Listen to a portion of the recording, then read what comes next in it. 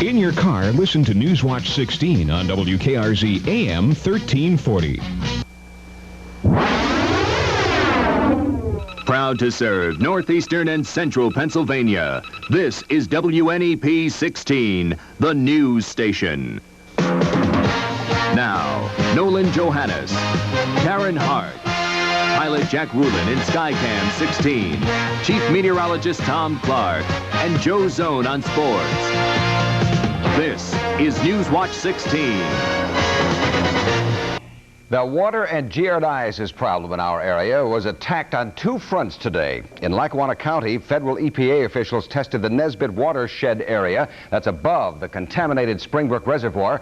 The giardiasis tests were taken in 5 separate locations there. Results will be back in 2 weeks. In Luzerne County, Pennsylvania Gas and Water continued to test water pressure today. It's all part of their plan to eventually bypass Springbrook Reservoir water and instead pipe in fresh water to Wyoming Valley areas west of the Susquehanna. Water officials say these tests today may mean low pressure or dirty water for a while to homes from Edwardsville north to West Pittston. Any such problems should clear up by tonight. Big decision night tonight for school teachers in Nanticoke. Newswatch 16's Mark Davis is live there now to fill us in. Mark? Karen, less than an hour ago, the Nanticoke area school teachers, by a more than 4-to-1 margin, overwhelmingly approved a 2-year contract extension, which takes them through the 85-86 school year. And if the school board meeting less than an hour from now does the same, things in this school district can return to normal.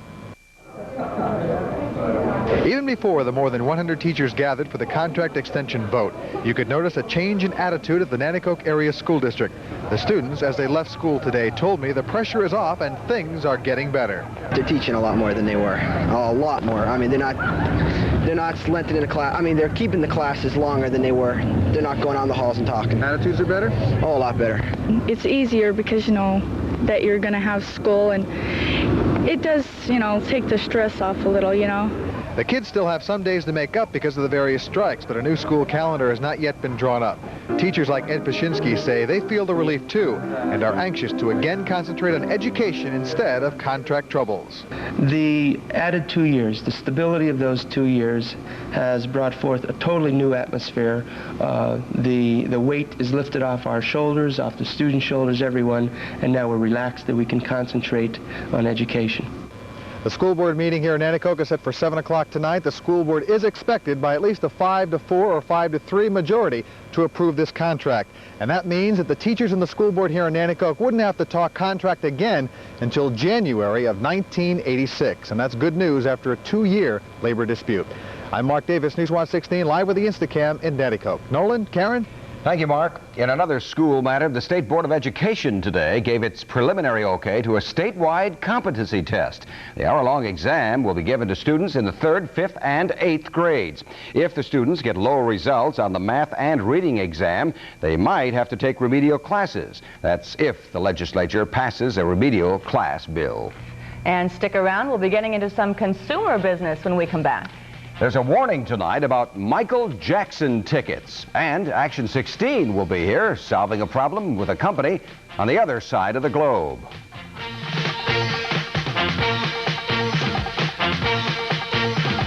He single-handedly tried to outgun a gang of outlaws. And I'm fighting for my home. And I'm fighting for my boys taking over someday and making the name Fire Creek heard and making this valley a place we got some pride in. Henry Fonda and James Stewart in Fire Creek, tomorrow at 4 here on WNEP-TV 16. If someone tries to sell you a ticket for a Michael Jackson concert at the Hershey Park, don't buy it. Officials tell us counterfeiters are trying to pawn off the phony tickets. Right now, most are being circulated in central Pennsylvania, but authorities fear they could trickle into our area. We're told Michael Jackson has no concert scheduled for the Hershey Park Arena. No reports of any radioactive jewelry in Schuylkill County, but officials here at the Pottsville Hospital are still checking jewelry that's brought in. We told you last week that the hospital started the test because of reports across the country that some jewelry could be radioactive, since some metals used in medical experiments could wind up in the jewelry we buy. If you've ever had a TV or a stereo that didn't work, you know how important a warranty is. Tonight on Action 16, Gerry Gartenberg helps a Turpetville man who wrote to say, "They're not honoring my warranty." Back in 1982, a relative gave George Fry this Sony tabletop radio for Christmas. The radio played fine for 9 months. Then one day, Mr. Fry turned it on and didn't get any sound. He tried again and again, but no luck, so he sent the radio to Sony for repair, along with his owner's card and a copy of the company's one-year warranty. Mr. Fry thought the warranty entitled him to free repairs, but Sony said he'd have to pay if he wanted the radio fixed. The company said Mr. Fry's warranty was no good because he didn't have a bill of sale. It was a gift. How can you have a bill of sale when someone gives you something as a gift? And you explained that to Sony? Twice, yeah. I sent him 2 letters. Sony didn't answer Mr. Fry's letters, so he wrote to Action 16. We contacted Sony and pointed out their warranty does not require customers to show a bill of sale. It only suggests folks hold on to their sales receipt. A few weeks after Action 16 got involved, Sony agreed to fix Mr. Fry's radio at no charge. Now it plays just fine. I thought for sure if you couldn't get it back for me, I'd probably lost it because I wasn't going to give them any more money. Mr. Fry was right to hold on to his money and insist that Sony make good on their warranty, even though he didn't have a sales receipt. Officials at Sony now tell us you don't have to show a sales receipt to have a Sony product fixed under warranty. A word of caution, though. Some companies do require you to show a receipt to prove the date of purchase, and they say so right in the fine print. Either way, though, your best bet is to hold on to that sales receipt. A canceled check or a credit card stub is also okay. Now, if you can't get a receipt, write to the company and let them know about it. And remember, if you have any kind of consumer problem, write to me here at Action 16. The address is Box 16, Avoca, Pennsylvania, 18641. Karen, Nolan. Thank you, Gerry. Good news and good work. Newswatch 16's chief meteorologist, Tom Clark, better has some good news for us. I'm looking forward to a warm weekend, Tom. I hope you can deliver. I will deliver. Nice today, but it's going to get even warmer. As a matter of fact, some of the warmest temperatures we've seen so far this year are in my forecast. Stay tuned. WNEP salutes Archbishop-designate John J. O'Connor. It's pretty nice out in the backyard today, and of course that's where Tom Clark is to give us his forecast. I sure am, Karen and Nolan. Very nice in the backyard now, and we'll get to those temperatures that I told you about in just a moment. Now, my speaking tour of area schools continued today, and so tonight my weather report is dedicated to the more than 400 students I spoke to this afternoon at the Lake Noxon Elementary School up there in Harvey's Lake. And so let's begin, as we always do, with the current temperature and numbers as we have them under clear skies outside now. A beautiful night, 35 degrees. The wind is north at 6 and the barometer continues to rise, 30.28. The high today, 36 in this backyard. I saw some bank thermometers this afternoon flashing the low 40s. Look at that low this morning, 22 degrees. Now look at that record low set back in 1934. That is the coldest temperature on record in this area, 19 below zero. The shot in the background is Washington Street in downtown Scranton. Let's go to that satellite view taken from the weather satellite, 22,000 miles in space. Lots of sunshine over the eastern half of the nation, but our next weather maker is this weak storm system here.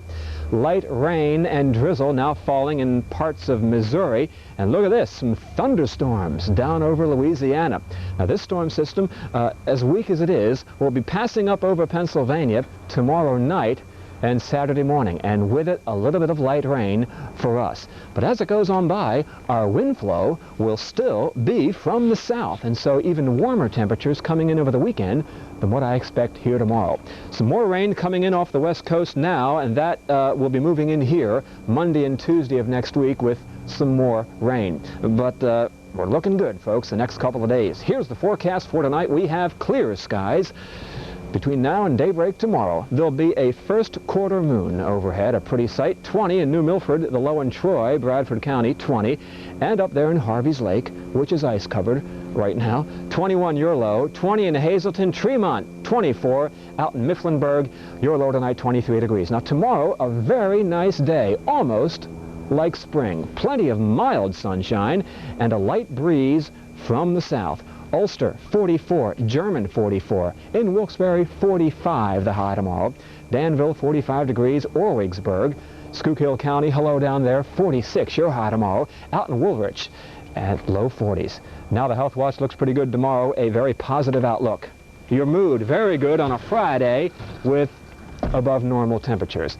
Pleasant tomorrow, 45. Look at Saturday, a little bit of rain tomorrow night and maybe in the morning hours.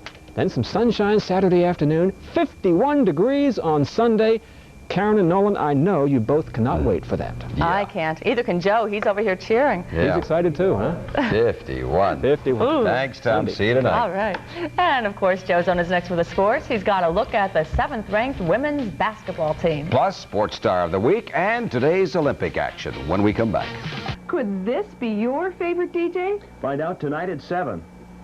Well, I'm going to try and plug my ears now because I think Joe's going to tell us about the U.S. hockey team. I don't want to know about what happened yet. Joe? I am going to tell you. Okay. The U.S. hockey team just finished up with Czechoslovakia. ABC, of course, will be showing highlights tonight during their 3-hour Olympic coverage. You can see that here. So, again, if you don't want to know who won, turn down the sound for about 20 seconds, and again, I'll wave you on back when I'm all done. We knew going in today what the U.S. team had to do. They didn't do it. Czechoslovakia, one of the strong medal contenders, beat the United States just now, the final in 4-1. There will be, I'd say, no medal this time for the U.S. Okay, now come on back. First gold medal of the games went to East German's Karen Enke. She set a world record in speed skating. We'll have everything tonight for you as our exclusive Olympic coverage begins at 8 o'clock. Some of the events you'll be seeing tonight include the hockey, speed skating, cross-country skiing, and the luge. The men's downhill, incidentally, postponed because of high winds, 81 miles per hour today up at the top of the hill. For the last few years, the University of Scranton men's basketball team has been dominating the spotlight. But this year, things have changed just a bit. The Lady Royals have moved into the forefront with a team they hope can do what the men did last year, win a national title. The Lady Royals have climbed the national rankings board all year. They're currently ranked 7th in the country. They've got 16 wins, too. But they'll find out on Saturday how good they really are when they play the country's top-ranked team, Elizabethtown. I don't care whether we win or lose. This is a regular season game. Head coach Mike Strong is serious about that, too. He knows the next time he plays E-Town is when it will really count. The next time it'll be for the conference championship. The next time the winner will probably go on to the national finals. And they just happen to be held this year in Scranton. That's what the Lady Royals have been playing for all along.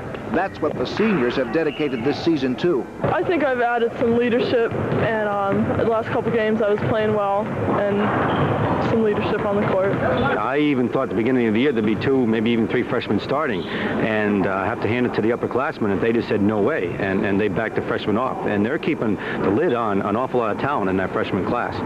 The Lady Royals have been down this road before. They know about playoffs. They know what it'll take to win the national championship. Now they've got about 3 more weeks to find out if they've got it. District swimming championships will be coming up soon. You're not going to need a program for the diving competition. Just keep an eye on this week's sports star, Sean Pacino of Scranton Central. There isn't enough time in this sportscast to talk about all of the things that Sean Pacino has accomplished since he took up diving in 9th grade. I can tell you he's a 2-time district champion who has set 5 league diving records. He's come a long way since that disappointing first year at Central. When I was first here, freshman year, when I first started diving very competitively, it was tough because I was getting beaten a lot. Then I just copied off the other better divers in the district.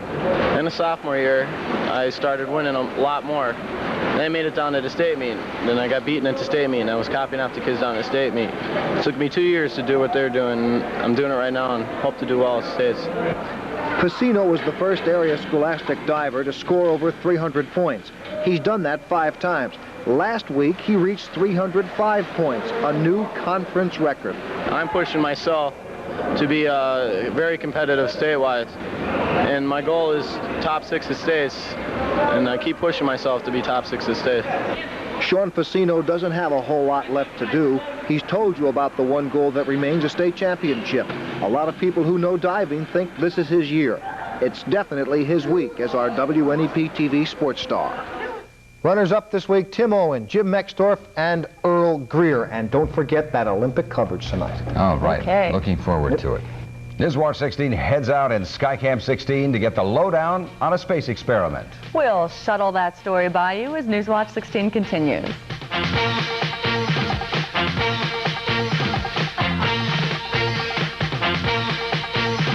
All of you, not only around holiday time, but the whole year around, slow in the bottle, enjoy the road. Finally tonight, the astronauts aboard the Space Shuttle Challenger took their second walk in space today. When its companion, the Columbia, roars into orbit, one of the astronauts on board will be a graduate of Bethlehem's Lehigh University. Astronaut Terry Harch graduated from the university in Northampton County back in 1969. Later this year, another Lehigh graduate will take a trip into space. Dr. John David Bartow will work as a payload specialist aboard the second lab mission. But Bartow and Hart aren't Lehigh's only connection to the space program. Newswatch 16's Dan Fiorucci took Skycam 16 to Lehigh University today to find out about the school's space-age research. Ready to fire away. The space shuttle astronauts were at it again, zipping around and enjoying the view. That is really pretty. That is really neat. And while they were wandering around near the shuttle, inside the cargo bay, an experiment was slated to be operating. It's called the latex sphere experiment, and it was developed at Lehigh University in Bethlehem. Essentially, you're handing scientists a new tool with which to explore the body. That's right. That's what we hope to do. Dr. John Vanderhoff is principal investigator. It has implications for medicine. It has implications in science generally. Dr. Vanderhoff's experiment makes use of the zero gravity of space to manufacture perfectly spherical pieces of plastic aboard the shuttle. You can see them in these magnified photos. To understand just how tiny those spheres really are, consider this. There are 27 billion of them in this little bottle, and it's so impossible to produce them here on Earth that the National Bureau of Standards is shelling out over $200,000 for this sample, which was made on board the shuttle last April. Dr. Vanderhoff says the spheres are invaluable for medical research. The availability of uniform sized particles in these size ranges will stimulate a lot of experiments that would otherwise not be carried out. The greatest strides are expected in research on asbestos-induced cancers and in eye diseases. And if those strides do come about in the years to come, it just might be because of pioneering work that started here in Pennsylvania and ended up out of this world. Dan Fiorucci, Newswatch 16. That's it for now. Tonight on the Update at 11, Beatlemania here in our area. Enjoy your evening.